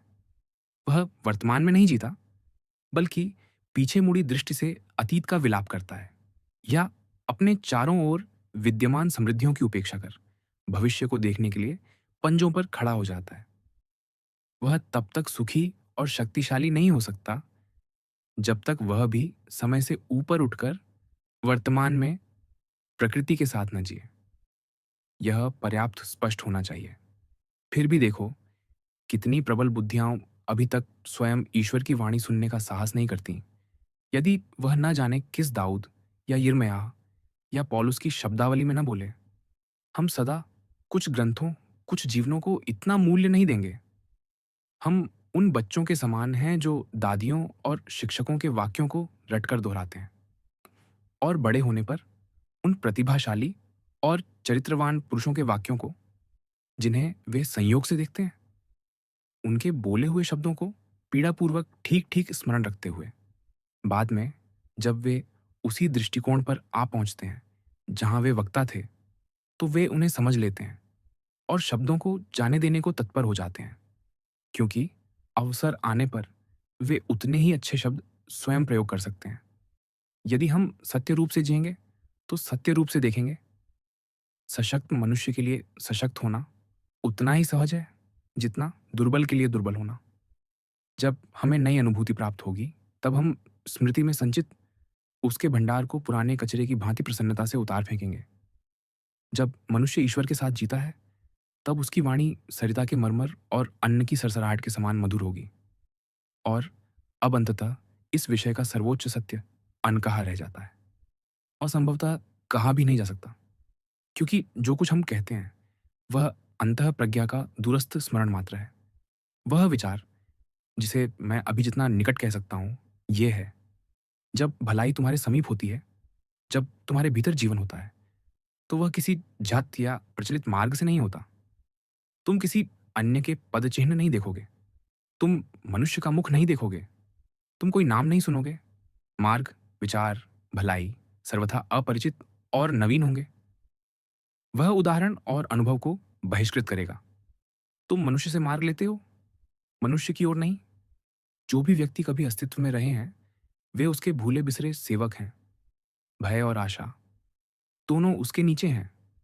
आशा में भी कुछ निम्नता है। दर्शन के क्षण में न तो कृतज्ञता कहलाने योग्य कुछ रहता है, न यथार्थ रूप से आनंद। आवेग से ऊपर उठी आत्मा एकत्व और शाश्वत कारणता को देखती है, सत्य और धर्म की स्वयंसिद्ध सत्ता को पहचानती है, और यह जानकर स्वयं को शांत करती है कि सब कुछ कल्याणकारी है। प्रकृति के विशाल विस्तार, अटलांटिक महासागर, दक्षिण सागर, समय के दीर्घ अंतराल, वर्ष, शताब्दियां हों, कुछ भी महत्व नहीं रखते। जो मैं अभी सोचता और अनुभव करता हूं, वही प्रत्येक पूर्व अवस्था और परिस्थिति के नीचे विद्यमान था, जैसे वह मेरे वर्तमान के नीचे विद्यमान है, और जिसे जीवन कहा जाता है और जिसे मृत्यु कहा जाता है। केवल जीवन ही सार्थक है, जी लिया होना नहीं। विश्राम के क्षण में शक्ति समाप्त हो जाती है। वह अतीत से नवीन अवस्था की ओर संक्रमण के क्षण में निवास करती है, खाई को पार करने में, लक्ष्य की ओर तीर की भांति बढ़ने में। इस एक तथ्य से संसार घृणा करता है कि आत्मा निरंतर बनती रहती है, क्योंकि यह सदा अतीत को हीन कर देता है, समस्त संपदा को दरिद्रता में, समस्त प्रतिष्ठा को लज्जा में बदल देता है, संत और दुष्ट को गड्ढमड्ढ कर देता है, यीशु और यहूदा दोनों को समान रूप से एक ओर कर देता है। फिर हम आत्मनिर्भरता की बात क्यों करें? क्योंकि जहां आत्मा वर्तमान है, वहां शक्ति होगी। आत्मविश्वासी नहीं, बल्कि कर्ता। निर्भरता की चर्चा करना बाह्य और दरिद्र भाषा है। उस तत्व की बात करो जो निर्भर करता है, क्योंकि वह कार्य करता है और है। जिसके पास मुझसे अधिक आज्ञाकारिता है, वही मेरा स्वामी है, चाहे वह अपनी उंगली भी ना उठाए। उसके चारों ओर मुझे आत्माओं के गुरुत्व से परिक्रमा करनी पड़ती है। हम उत्कृष्ट सद्गुण की चर्चा को अलंकार मान लेते हैं। हम अभी नहीं देखते कि सद्गुण ऊंचाई है, और कि प्रकृति के नियम से सिद्धांतों के प्रति लचीला और पारगम्य मनुष्य या मनुष्यों का समुदाय उन सब नगरों, राष्ट्रों, राजाओं, धनी पुरुषों, कवियों को अवश्य ही परास्त कर देगा और उन पर सवार हो जाएगा जो ऐसे नहीं हैं। यही अंतिम तथ्य है जिस तक हम इस विषय में, जैसे प्रत्येक विषय में, शीघ्र ही पहुंच जाते हैं। सबका निरंतर धन्य, एक में विलयन। स्व अस्तित्व परम कारण का गुण है और वह ही भलाई का माप बनता है जितनी मात्रा में वह निम्नतर रूपों में प्रवेश करता है। सभी यथार्थ वस्तुएं उतनी ही यथार्थ हैं जितना सद्गुण वे धारण करती हैं। व्यापार, कृषि, शिकार, तिमिंगिल शिकार, युद्ध, वाक्पटुता, व्यक्तिगत प्रभाव, ये सब कुछ ना कुछ है और मैं इन्हें उसकी उपस्थिति और अपवित्र क्रिया के उदाहरणों के रूप में सम्मान देता हूँ। मैं प्रकृति में संरक्षण और वृद्धि के लिए वही नियम कार्यरत देखता हूँ। शक्ति ही प्रकृति में अधिकार का अनिवार्य माप है। प्रकृति अपने राज्य में किसी ऐसी वस्तु को रहने नहीं देती जो स्वयं की सहायता न कर सके। किसी ग्रह की उत्पत्ति और परिपक्वता, उसका संतुलन और कक्षा, प्रबल वायु से झुके वृक्ष का फिर स्वयं को सीधा कर लेना, प्रत्येक प्राणी और वनस्पति के जीवन संसाधन, ये सभी स्वावलंबी और इसलिए आत्मनिर्भर आत्मा के प्रमाण हैं। इस प्रकार सब कुछ एकत्रित होता है। आओ, भटके नहीं, कारण के साथ घर पर बैठे। मनुष्य और पुस्तकों और संस्थाओं की घुसपैठ करने वाली भीड़ को दैवी तथ्य की सरल घोषणा से स्तब्ध और विस्मित कर दें। आक्रमणकारियों से कहो कि वे अपने पैरों से जूते उतार दें, क्योंकि यहां भीतर ईश्वर है। हमारी सरलता उनका निर्णय करे और अपने ही विधान के प्रति हमारी आज्ञाकारिता हमारे स्वाभाविक वैभव के सामने प्रकृति और भाग्य की दरिद्रता को प्रकट कर दे। पर अब हम भीड़ हैं। मनुष्य मनुष्य से भय नहीं करता, न ही उसकी प्रतिभा को घर पर ठहरने, आंतरिक महासागर से संपर्क स्थापित करने का उपदेश मिलता है, बल्कि वह बाहर जाकर अन्य मनुष्यों के कलशों से जल की एक कटोरी मांगने जाता है। हमें अकेले जाना होगा। मुझे उपदेश आरंभ होने से पहले का मौन मंदिर किसी भी प्रवचन से अधिक प्रिय है। कितने दूर, कितने शीतल, कितने पवित्र प्रतीत होते हैं व्यक्ति, प्रत्येक अपने अपने परिक्षेत्र या पवित्र सीमा से घिरा हुआ। वैसे ही हमें सदा बैठना चाहिए। हम अपने मित्र या पत्नी या पिता या संतान के दोष क्यों ग्रहण करें? केवल इसलिए कि वे हमारी अग्नि के चारों ओर बैठे हैं, या कहा जाता है कि उनका रक्त वही है। सभी मनुष्यों का रक्त मेरा है और मेरा रक्त सभी मनुष्यों का। फिर भी मैं उनकी चिड़चिड़ाहट या मूर्खता को स्वीकार नहीं करूंगा, यहां तक कि उससे लज्जित होने की सीमा तक भी नहीं। पर तुम्हारा एकांत यांत्रिक नहीं, आध्यात्मिक होना चाहिए, अर्थात ऊर्ध्वगामी होना चाहिए। कभी कभी पूरा संसार मानो एक षड्यंत्र में लग जाता है कि तुम्हें जोरदार तुच्छताओं से व्याकुल करे। मित्र, आश्रित, संतान, रोग, भय, अभाव, दान, सब एक साथ तुम्हारे कक्ष द्वार पर दस्तक देते हैं और कहते हैं, हमारे पास आओ। पर अपनी स्थिति बनाए रखो, उनके भ्रम में प्रवेश मत करो। मनुष्य मुझे परेशान करने की जो शक्ति रखते हैं, वह मैं ही उन्हें अपनी दुर्बल जिज्ञासा से देता हूं। कोई मनुष्य मेरे निकट नहीं आ सकता सिवाय मेरे अपने कर्म के माध्यम से। जिसे हम प्रेम करते हैं वही हमारे पास होता है, पर इच्छा के द्वारा हम स्वयं को उस प्रेम से वंचित कर लेते हैं। यदि हम एक साथ आज्ञाकारिता और विश्वास की पवित्रताओं तक नहीं उठ सकते, तो कम से कम अपने प्रलोभनों का प्रतिरोध करें, युद्ध की अवस्था में प्रवेश करें और अपने सैक्सन हृदयों में थॉर और वोडन साहस और धैर्य को जगा दें। हमारे इन कोमल समयों में यह सत्य बोलकर किया जाना चाहिए, इस झूठी आतिथ्यशीलता और झूठे स्नेह को रोक दो। जिन भ्रमित और भ्रम फैलाने वाले लोगों के साथ हम संवाद करते हैं, उनकी अपेक्षाओं के अनुसार अब और मत जियो। उनसे कहो, हे पिता, हे माता, हे पत्नी, हे भाई, हे मित्र, अब तक मैंने तुम्हारे साथ बाह्य रूपों के अनुसार जीवन बिताया है। आगे से मैं सत्य का हूं। तुम्हें यह ज्ञात हो कि आगे से मैं शाश्वत विधान से कम किसी विधि का पालन नहीं करूंगा। मेरे कोई अनुबंध नहीं होंगे, केवल निकटताएं होंगी। मैं अपने माता पिता का पालन पोषण करने का, अपने परिवार का सहारा बनने का, एक पत्नी का शीलवान पति होने का प्रयास करूंगा। पर इन संबंधों को मुझे एक नए और अभूतपूर्व ढंग से भरना होगा। मैं तुम्हारी प्रथाओं से अपील करता हूँ। मुझे स्वयं होना है। मैं अब और अपने को तुम्हारे लिए या किसी के लिए नहीं तोड़ सकता। यदि तुम मुझे मेरे होने के कारण प्रेम कर सको, तो हम अधिक सुखी होंगे। यदि नहीं, तो भी मैं यह योग्य बनने का प्रयास करूंगा कि तुम्हें ऐसा करना चाहिए। मैं अपनी रुचियों या अरुचियों को नहीं छिपाऊंगा। मैं इतना विश्वास करूंगा कि जो गहन है, वही पवित्र है, कि जो कुछ मुझे अंतःकरण से आनंद देता है और जिसे हृदय नियुक्त करता है, उसे मैं सूर्य और चंद्र के सामने दृढ़तापूर्वक करूंगा। यदि तुम उदात्त हो, तो मैं तुमसे प्रेम करूंगा। यदि नहीं, तो मैं कपटपूर्ण ध्यानों से तुम्हें और अपने को आहत नहीं करूंगा। यदि तुम सत्यनिष्ठ हो, पर मेरे सत्य के समान सत्य में नहीं, तो अपने साथियों से जुड़े रहो। मैं अपने को खोजूंगा। मैं यह स्वार्थ से नहीं, बल्कि विनम्रता और सत्यता से करता हूं। यह तुम्हारे हित में भी है, मेरे हित में भी, और सभी मनुष्यों के हित में भी। चाहे हम कितने ही समय से असत्य में रहते आए हों, कि हम सत्य में जिए। क्या यह आज कठोर प्रतीत होता है? शीघ्र ही तुम भी अपने स्वभाव द्वारा निर्धारित वस्तु से उतना ही प्रेम करोगे जितना मैं करता हूं। और यदि हम सत्य का अनुसरण करें, तो वह अंततः हमें सुरक्षित बाहर ले आएगा। पर इससे तुम इन मित्रों को पीड़ा पहुंचा सकते हो। हाँ, पर मैं उनकी संवेदनशीलता बचाने के लिए अपनी स्वतंत्रता और अपनी शक्ति नहीं बेच सकता। इसके अतिरिक्त सभी व्यक्तियों के पास विवेक के अपने क्षण होते हैं। जब वे परम सत्य के क्षेत्र में झांकते हैं, तब वे मुझे उचित ठहराएंगे और वही करेंगे। जनसाधारण यह समझता है कि लोकप्रिय मानकों का तुम्हारा परित्याग समस्त मानकों का परित्याग है और केवल विधि निषेधवाद है। और साहसी इंद्रियलिप्त व्यक्ति दर्शन के नाम से अपने अपराधों को सुनहला करेगा। पर चेतना का विधान स्थिर रहता है। दो स्वीकार स्थल हैं, जिनमें से किसी एक में हमें शुद्ध होना ही है। तुम अपने कर्तव्यों का चक्र सीधे या परोक्ष मार्ग से स्वयं को निर्मल करके पूरा कर सकते हो।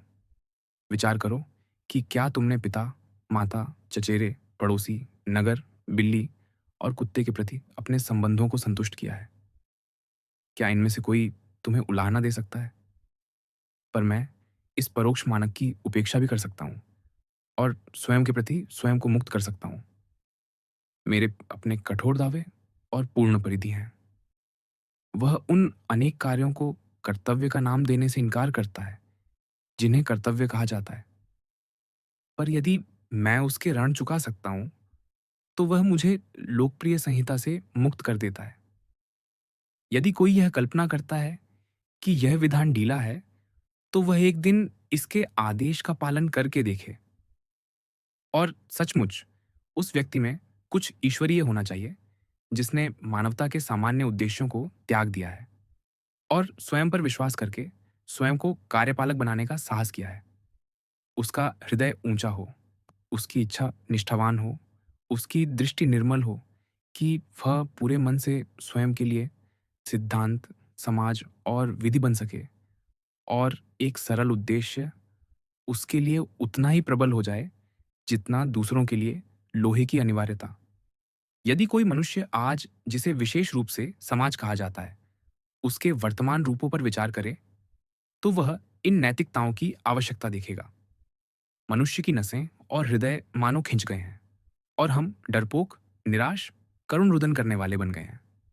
हम सत्य से डरते हैं, भाग्य से डरते हैं, मृत्यु से डरते हैं और एक दूसरे से डरते हैं। हमारा युग कोई महान और पूर्ण व्यक्ति उत्पन्न नहीं करता। हमें ऐसे स्त्री पुरुष चाहिए जो जीवन और हमारी सामाजिक अवस्था का नवीकरण करें। पर हम देखते हैं कि अधिकांश स्वभाव दिवालियां हैं, अपनी ही आवश्यकताओं को संतुष्ट नहीं कर सकते। उनकी महत्वाकांक्षा उनकी व्यावहारिक शक्ति से सर्वथा असंगत है, और वे दिन रात झुककर भीख मांगते रहते हैं। हमारा गृहस्थपन भिक्षुकतापूर्ण है। हमारी कलाएं, हमारे व्यवसाय, हमारे विवाह, हमारा धर्म हमने नहीं चुने, समाज ने हमारे लिए चुने हैं। हम बैठक कक्ष के सैनिक हैं।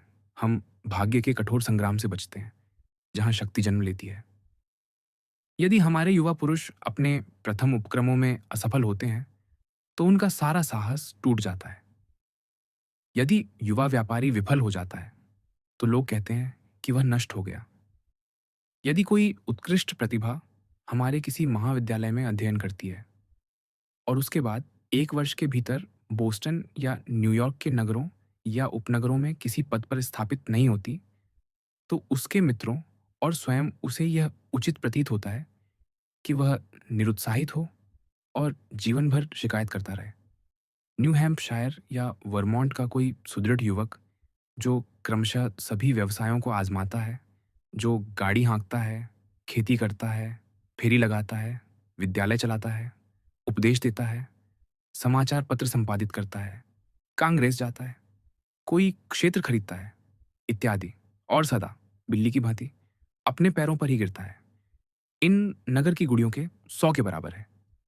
वह अपने दिनों के साथ कदम मिलाकर चलता है और किसी पेशे का अध्ययन न करने में कोई लज्जा नहीं अनुभव करता, क्योंकि वह अपने जीवन को टालता नहीं, बल्कि अभी जीता है।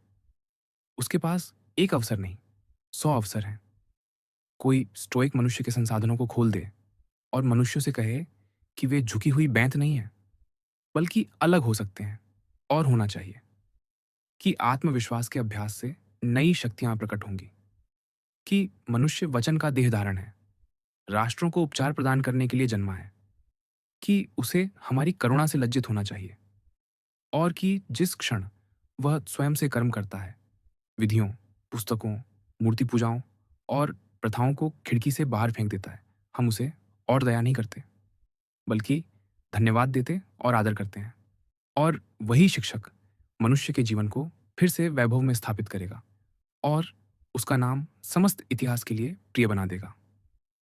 यह देखना सहज है कि अधिक आत्मनिर्भरता मनुष्यों के सभी पदों और संबंधों में, उनके धर्म में, उनकी शिक्षा में, उनके प्रयत्नों में, उनके जीवन प्रकारों में, उनके संघों में, उनकी संपत्ति में और उनके सैद्धांतिक दृष्टिकोणों में एक क्रांति ला देगी। एक, मनुष्य कैसी-कैसी प्रार्थनाएं अपने लिए स्वीकार करते हैं, जिसे वे पवित्र कर्तव्य कहते हैं। वह साहसी और पुरुषार्थी भी नहीं होता। प्रार्थना बाहर की ओर देखती है और किसी विदेशी सद्गुण के माध्यम से किसी बाह्य वृद्धि की याचना करती है, और प्राकृतिक तथा अलौकिक, मध्यस्थ और चमत्कारिक की अंतहीन भूल भुलैयों में खो जाती है। जो प्रार्थना किसी विशेष वस्तु की लालसा करती है, समस्त भलाई से कम किसी भी वस्तु की, वह दोषपूर्ण है। प्रार्थना जीवन के तथ्यों का सर्वोच्च दृष्टिकोण से चिंतन है। वह देखने वाली और उल्लसित आत्मा का आत्मसंवाद है। वह ईश्वर की आत्मा है, जो अपने कार्यों को अच्छा घोषित करती है। पर निजी उद्देश्य की सिद्धि के साधन के रूप में प्रार्थना तुच्छता और चोरी है। वह प्रकृति और चेतना में द्वैत मानती है, एकता नहीं। जैसे ही मनुष्य ईश्वर के साथ एक होता है, वह याचना नहीं करेगा। तब वह समस्त कर्मों में प्रार्थना को देखेगा। खेत में निराई करने के लिए घुटने टेकने वाले किसान की प्रार्थना, चप्पू के प्रहार के साथ झुकने वाले नाविक की प्रार्थना, सच्ची प्रार्थनाएं हैं जो समस्त प्रकृति में सुनी जाती हैं, यद्यपि सस्ते प्रयोजनों के लिए। फ्लेचर की बॉन्डुका में कराटाक, जब उसे देव ऑडेट की इच्छा जानने का उपदेश दिया जाता है, उत्तर देता है, उसका गुप्त अर्थ हमारे प्रयासों में निहित है। हमारे पराक्रम ही हमारे श्रेष्ठ देवता हैं। झूठी प्रार्थनाओं का एक और प्रकार हमारे पश्चाताप है। असंतोष आत्मनिर्भरता का अभाव है, वह इच्छा की दुर्बलता है। यदि तुम विपत्ति का पश्चाताप कर सकते हो और उससे पीड़ित की सहायता हो सके, तो करो। यदि नहीं, तो अपने कार्य में लग जाओ, और तभी से बुराई का निवारण आरंभ हो जाता है। हमारी सहानुभूति भी उतनी ही तुच्छ है। हम उन लोगों के पास पहुंचते हैं जो मूर्खतापूर्वक रोते हैं, और सत्य तथा स्वास्थ्य को कठोर विद्युत आघातों की भांति देकर उन्हें पुनः उनके अपने विवेक से जोड़ने के स्थान पर उनके साथ बैठकर संगति के लिए रोते हैं। भाग्य का रहस्य हमारे हाथों में आनंद है। देवताओं और मनुष्यों दोनों के लिए सदा स्वागत योग्य वही मनुष्य है जो स्वयं की सहायता करता है। उसके लिए सभी द्वार खुल जाते हैं। सभी जिह्वाएं उसका अभिनंदन करती हैं। सभी सम्मान उसका अभिषेक करते हैं। सभी नेत्र उसे आकांक्षा से अनुगमन करते हैं। हमारा प्रेम उसकी ओर बढ़ता है और उसे आलिंगन करता है, क्योंकि उसे उसकी आवश्यकता नहीं थी। हम सशंकित और क्षमायाचक होकर उसे स्नेह देते और उसका उत्सव मनाते हैं, क्योंकि वह अपने मार्ग पर डटा रहा और हमारी अप्रसन्नता की अवहेलना करता रहा। देवता उससे प्रेम करते हैं, क्योंकि मनुष्यों ने उससे घृणा की। दृढ़ बने रहने वाले नश्वर के लिए झरथुस्त्र ने कहा, धन्य अमर शीघ्र होते हैं। जैसे मनुष्यों की प्रार्थनाएं इच्छा की बीमारी है, वैसे ही उनके मतबोध बुद्धि की बीमारी है। वे उन मूर्ख इस्राएलियों के साथ कहते हैं, ईश्वर हमसे न बोले, कहीं हम मर न जाए। तुम बोलो, कोई भी मनुष्य हमसे बोले, और हम मान लेंगे। सर्वत्र मुझे अपने भ्राता में ईश्वर से मिलने से इसलिए रोका जाता है कि उसने अपने ही मंदिर के द्वार बंद कर रखे हैं और केवल अपने भ्राता के या अपने भ्राता के ईश्वर की कथाएं दोहराता है। प्रत्येक नया मन एक नया वर्गीकरण है। यदि वह असाधारण सक्रियता और शक्ति वाला मन सिद्ध हो, लॉक, लाउआजिए, हट्टन, बेंथम, फूरिये, तो वह अपना वर्गीकरण अन्य मनुष्यों पर आरोपित कर देता है। और लो, एक नई प्रणाली, विचार की गहराई के अनुपात में, और इस प्रकार जिन वस्तुओं को वह स्पर्श करता है और शिष्य की पहुंच में लाता है, उनकी संख्या के अनुपात में उसकी आत्मतुष्टि होती है। पर यह विशेष रूप से मतबोधों और कलीसाओं में स्पष्ट होता है, जो किसी शक्तिशाली मन के कर्तव्य के मूल विचार और मनुष्य के परम सत्ता से संबंध पर कार्य करने के वर्गीकरण भी हैं। ऐसा है कैल्विनवाद, क्वेकरवाद, स्वीडनबॉर्गवाद। शिष्य को हर वस्तु को नई पारिभाषिक भाषा के अधीन करने में वही आनंद मिलता है जैसा उस कन्या को जिसने अभी अभी वनस्पति विज्ञान सीखा हो और उसी से एक नई पृथ्वी और नए ऋतु देखती हो। कुछ समय तक ऐसा होगा कि शिष्य को लगेगा कि अपने गुरु के मन का अध्ययन करके उसकी बौद्धिक शक्ति बढ़ गई है। पर असंतुलित मनों में वर्गीकरण की पूजा होने लगती है। वह साध्य मान लिया जाता है, शीघ्र समाप्त होने वाला साधन नहीं। यहाँ तक कि प्रणाली की दीवारें दूर क्षितिज में उनकी आंखों को ब्रह्मांड की दीवारों से मिलती हुई प्रतीत होती हैं। आकाश के ज्योतिर्मंडल उन्हें उसी मेहराब पर टंगे हुए लगते हैं जिसे उनके गुरु ने बनाया। वे कल्पना नहीं कर पाते कि तुम पराये लोग देखने का कोई अधिकार कैसे रखते हो। तुम कैसे देख सकते हो? निश्चय ही तुमने किसी प्रकार हमसे प्रकाश चुरा लिया होगा। वे अभी यह नहीं समझते कि प्रकाश अप्रणालीबद्ध, अदम्य, किसी भी झोंपड़ी में प्रवेश कर जाएगा, यहाँ तक कि उनकी में भी। उन्हें कुछ समय तक चहकने दो और उसे अपना कहने दो। यदि वे ईमानदार हैं और अच्छा करते हैं, तो शीघ्र ही उनका सुथरा नया बाड़ा बहुत तंग और नीचा पड़ जाएगा, टूटेगा, झुकेगा, सड़ेगा और लुप्त हो जाएगा। और अमर प्रकाश, सर्वथा युवा और आनंदित, असंख्य मंडलों और असंख्य रंगों वाला, समूचे ब्रह्मांड पर उसी प्रकार चमकेगा जैसे प्रथम प्रभात में। 2. आत्म संस्कार के अभाव के कारण ही यात्रा का अंधविश्वास, जिसके देवता इटली, इंग्लैंड, मिस्र हैं, सभी शिक्षित अमेरिकियों के लिए अपना आकर्षण बनाए रखता है। जिन्होंने इंग्लैंड, इटली या यूनान को कल्पना में वंदनीय बनाया, उन्होंने यह वहीं अडिग रहकर किया। पृथ्वी की धुरी की भांति पुरुषार्थ के क्षणों में हमें अनुभव होता है कि कर्तव्य ही हमारा स्थान है। आत्मा यात्री नहीं होती, विवेकी मनुष्य घर पर रहता है, और जब उसकी आवश्यकताएं, उसके कर्तव्य किसी अवसर पर उसे घर से बाहर या विदेशी देशों में बुलाते हैं, तब भी वह घर पर ही रहता है और अपने मुखमुद्रा के प्रकाश से मनुष्यों को यह अनुभूति कराता है कि वह ज्ञान और सद्गुण का दूत बनकर जाता है और नगरों तथा मनुष्यों से एक अधिपति की भांति भेंट करता है, न कि किसी घुसपैठिए या सेवक की भांति।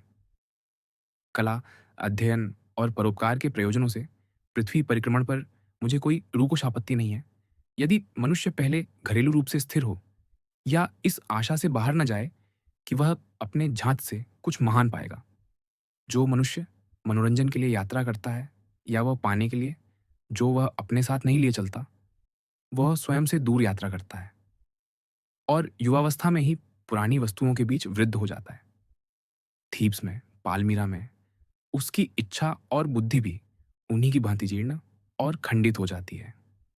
वह खंडहरों को खंडहरों तक ले जाता है। यात्रा मूर्खों का स्वर्ग है। हमारी पहली यात्राएं हमें स्थानों की उदासीनता का बोध कराती है। घर पर मैं स्वप्न देखता हूँ कि नेपल्स में, रोम में मैं सौंदर्य से उन्मत्त हो जाऊंगा और अपना दुख खो दूंगा। मैं अपना संदूक बांधता हूँ, मित्रों को आलिंगन करता हूँ, समुद्र पर प्रस्थान करता हूँ और अंततः नेपल्स में जागता हूँ। और वहीं मेरे पास वही कठोर तथ्य, वही उदास आत्म, अडिग और समान उपस्थित है जिससे मैं भागा था। मैं वेटिकन और महलों को खोजता हूँ। मैं दृश्यों और संकेतों से उन्मत्त होने का अभिनय करता हूँ, पर मैं उन्मत्त नहीं होता। मेरा दैत्य जहाँ-जहाँ मैं जाता हूँ, मेरे साथ ही जाता है।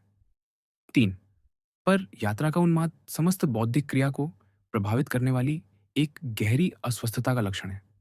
बुद्धि भटकनशील है और हमारी शिक्षा पद्धति चंचलता को पोषित करती है। जब हमारे शरीर घर पर रहने को बाध्य होते हैं, वोकन, तब हमारे मन यात्रा करते हैं। हम अनुकरण करते हैं। और अनुकरण क्या है? यदि मन की यात्रा नहीं, हमारे घर विदेशी रुचि से बने हैं। हमारी अलमारियाँ विदेशी अलंकारों से सजी हैं। हमारे मत, हमारी रुचियाँ, हमारी क्षमताएँ झुकती हैं और अतीत तथा दूरस्थ का अनुसरण करती हैं। जहाँ-जहाँ कलाएँ फली-फूली हैं, वहाँ आत्मा ने ही उन्हें रचा है। कलाकार ने अपना प्रतिमान अपने ही मन में खोजा।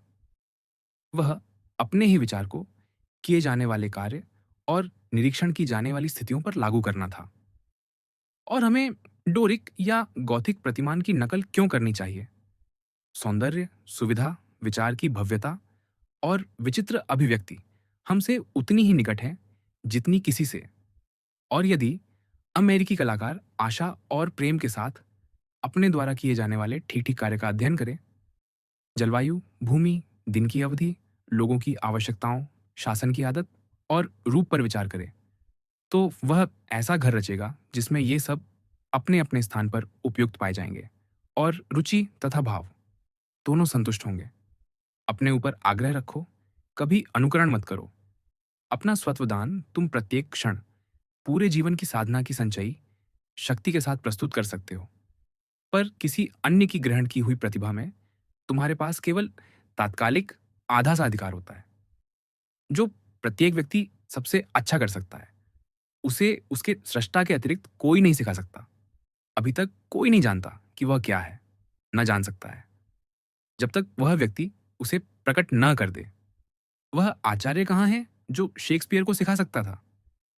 वह आचार्य कहाँ है जो फ्रैंकलिन या वॉशिंगटन या बेकन या न्यूटन को शिक्षा दे सकता था? प्रत्येक महान पुरुष अद्वितीय होता है।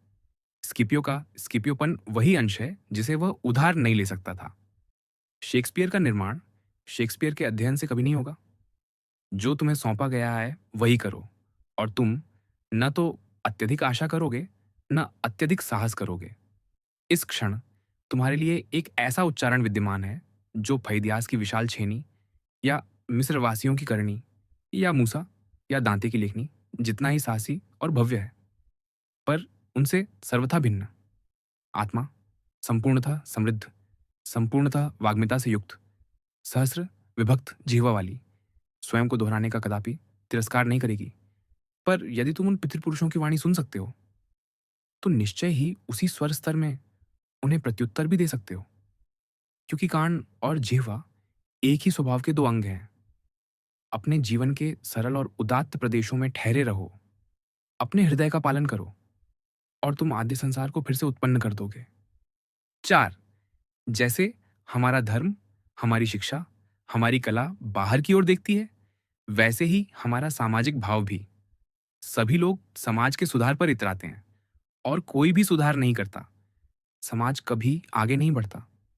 वह जितना एक ओर बढ़ता है, उतना ही दूसरी ओर पीछे हटता है। उसमें निरंतर परिवर्तन होते रहते हैं। वह बर्बर होता है, सभ्य होता है, ईसाईकृत होता है, समृद्ध होता है, वैज्ञानिक होता है। पर यह परिवर्तन उन्नयन नहीं है, क्योंकि जो कुछ दिया जाता है, उसके बदले कुछ ना कुछ ले लिया जाता है। समाज नई कलाएं अर्जित करता है और पुरानी सहज वृत्तियां खो देता है।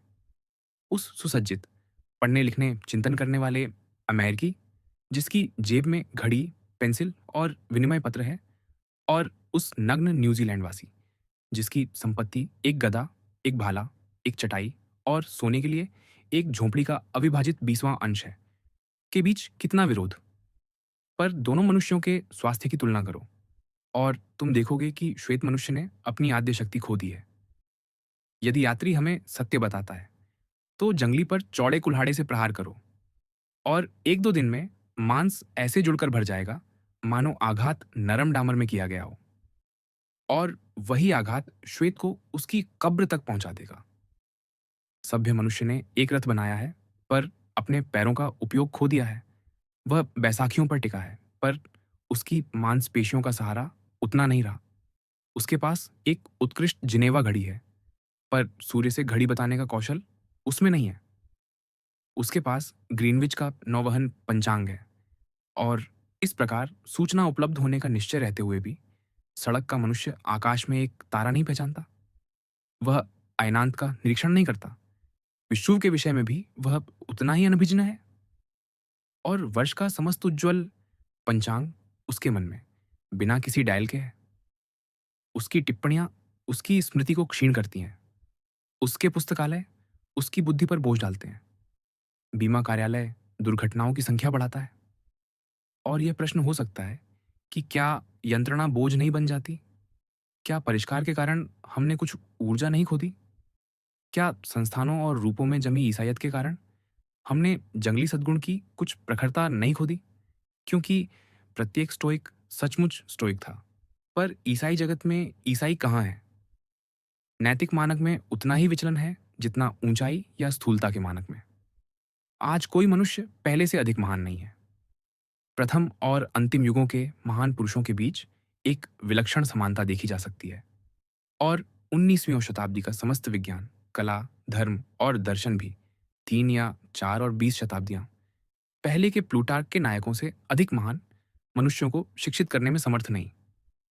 जाति समय में प्रगतिशील नहीं है। फॉशियन, सुकरात, अनाक्सागोरस, डायोजनीज महान पुरुष हैं, पर वे कोई वर्ग नहीं छोड़ते। जो वास्तव में उनके वर्ग का होगा वह उनके नाम से नहीं पुकारा जाएगा, बल्कि अपना ही पुरुष होगा, और अपने क्रम में किसी संप्रदाय का संस्थापक बनेगा। प्रत्येक काल की कलाएं और आविष्कार केवल उसका परिधान है, और मनुष्यों को सबल नहीं करते। उन्नत यंत्रणा की हानि उसके लाभ की क्षतिपूर्ति कर सकती है। हडसन और बेरिंग ने अपनी मछली पकड़ने की नौकाओं में इतना कार्य कर दिखाया कि पैरी और फ्रैंकलिन, जिनकी साज सज्जा ने विज्ञान और कला के संसाधनों को थका दिया, आश्चर्यचकित रह गए। गैलीलियो ने एक साधारण दूरदर्शी से आकाशीय घटनाओं की ऐसी भव्य श्रेणी का अन्वेषण किया जैसी उसके बाद किसी ने नहीं की। कोलंबस ने बिना डेक की नौका में नई दुनिया खोजी। यह देखना विचित्र है कि साधनों और यंत्रों का आवधिक अनुपयोग और नाश होता रहता है, जिन्हें कुछ वर्ष या शताब्दियां पहले ऊंची प्रशंसा के साथ प्रस्तुत किया गया था। महान प्रतिभा मूल मनुष्य की ओर लौटती है। हमने युद्ध कला के सुधारों को विज्ञान की विजय में गिना, और फिर भी नेपोलियन ने यूरोप को विवाह के द्वारा जीता, जिसका अर्थ था नग्न पराक्रम पर लौटाना और उसे सभी सहायकों से मुक्त कर देना। सम्राट ने लास कासिस के अनुसार यह असंभव माना कि एक पूर्ण सेना बनाई जा सके जब तक हमारे अस्त्र, भंडार, आयुक्त और गाड़ियां समाप्त न कर दी जाए, और रोमन प्रथा का अनुकरण करते हुए सैनिक को अनाज मिले, वह उसे अपनी हाथ चक्की में पीसे और स्वयं अपनी रोटी पकाए। समाज एक तरंग है। तरंग आगे बढ़ती है, पर जिस जल से वह बनी है वह आगे नहीं बढ़ता। वही कण घाटी से शिखर तक नहीं उठता। उसकी एकता केवल प्रतीयमान है। जो व्यक्ति आज एक राष्ट्र बनाते हैं, अगले वर्ष मर जाते हैं और अपना अनुभव साथ ले जाते हैं। और इस प्रकार संपत्ति पर निर्भरता, जिसमें उसकी रक्षा करने वाली सरकारों पर निर्भरता भी सम्मिलित है, आत्मनिर्भरता का अभाव है। मनुष्यों ने इतने समय तक स्वयं से दृष्टि हटाकर वस्तुओं की ओर देखा है कि वे धार्मिक, विद्वत और नागरिक संस्थाओं को संपत्ति के रक्षक मानने लगे हैं। और इन पर होने वाले आघातों का विरोध करते हैं, क्योंकि उन्हें वे संपत्ति पर आघात प्रतीत होते हैं। वे एक दूसरे के प्रति अपने सम्मान का माप इस बात से करते हैं कि प्रत्येक के पास क्या है, न कि इस बात से कि प्रत्येक क्या है।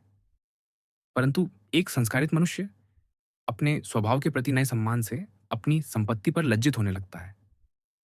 विशेषतः वह उस वस्तु से घृणा करता है जो उसके पास है। यदि वह देखे कि वह आकस्मिक है, विरासत, उपहार या अपराध से आई है, तब उसे अनुभव होता है कि वह वास्तविक स्वामित्व नहीं है, वह उसकी नहीं है, उसमें उसकी जड़ नहीं है और केवल इसीलिए पड़ी है कि कोई क्रांति या कोई लुटेरा उसे ले नहीं गया। पर जो कुछ मनुष्य स्वयं है, वह अनिवार्यतः सदा अर्जित करता है, और जो वह अर्जित करता है वह जीवित संपत्ति होती है, जो शासकों, भीड़ों, क्रांतियों, अग्नि, आंधी या दिवालियापन के संकेत की प्रतीक्षा नहीं करती, बल्कि जहां जहां मनुष्य श्वास लेता है, वहीं निरंतर स्वयं को नवीकृत करती रहती है। जीवन में तुम्हारा भाग या हिस्सा, खलीफा अली ने कहा, तुम्हें खोज रहा है, इसीलिए उसे खोजने से विराम लो। इन बाह्य वस्तुओं पर हमारी निर्भरता हमें संख्या के प्रति हमारी दासवत श्रद्धा की ओर ले जाती है। राजनीतिक दल विशाल सम्मेलनों में एकत्र होते हैं, जितनी बड़ी भीड़ और प्रत्येक नई उद्घोषणा के कोलाहल के साथ। एसेक्स से प्रतिनिधिमंडल, न्यू हैम्पशायर से डेमोक्रेट्स, मैन के विग्स। युवा देशभक्त स्वयं को पहले से अधिक शक्तिशाली अनुभव करता है, मानो हजार नई आंखें और भुजाएं जुड़ गई हों। इसी प्रकार सुधारक सम्मेलन बुलाते हैं और बहुसंख्या में मतदान और प्रस्ताव करते हैं। ऐसा नहीं, हे मित्रों, ईश्वर तुम्हारे भीतर प्रवेश करने और वास करने के लिए अनुग्रह नहीं करेगा, बल्कि ठीक इसके विपरीत विधि से। केवल तब जब मनुष्य सभी बाह्य सहारों को उतार फेंकता है और अकेला खड़ा होता है, मैं उसे शक्तिशाली और विजयी देखता हूं। अपने ध्वज में प्रत्येक नई भर्ती से वह दुर्बल होता है। क्या एक मनुष्य एक नगर से श्रेष्ठ नहीं है? मनुष्यों से कुछ मत मांगो, और निरंतर परिवर्तन में तुम एकमात्र दृढ़ स्तंभ शीघ्र ही अपने चारों ओर की सभी वस्तुओं का आधार बनकर प्रकट होंगे। जो यह जानता है कि शक्ति जन्मजात है, कि वह इसलिए दुर्बल रहा क्योंकि उसने अपने बाहर और अन्यत्र भलाई खोजी, और यह समझकर बिना हिचक अपने विचार पर स्वयं को डाल देता है। वह तुरंत स्वयं को सीधा कर लेता है, उन्नत स्थिति में खड़ा होता है, अपने अंगों को आदेश देता है और चमत्कार करता है। ठीक वैसे ही जैसे जो मनुष्य अपने पैरों पर खड़ा होता है, वह उस मनुष्य से अधिक शक्तिशाली होता है जो सिर के बल खड़ा होता है। इस प्रकार जिसे भाग्य कहा जाता है, उसका उपयोग करो।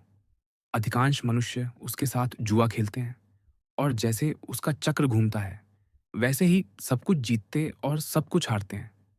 पर तुम इन लाभों को अवैध मानकर त्याग दो और कारण तथा परिणाम से व्यवहार करो, जो ईश्वर के चांसलर हैं। इच्छा में कर्म करो और अर्जित करो, और तुमने संयोग के चक्र को बांध दिया, और आगे चलकर उसके घुमावों से भयमुक्त होकर बैठोगे।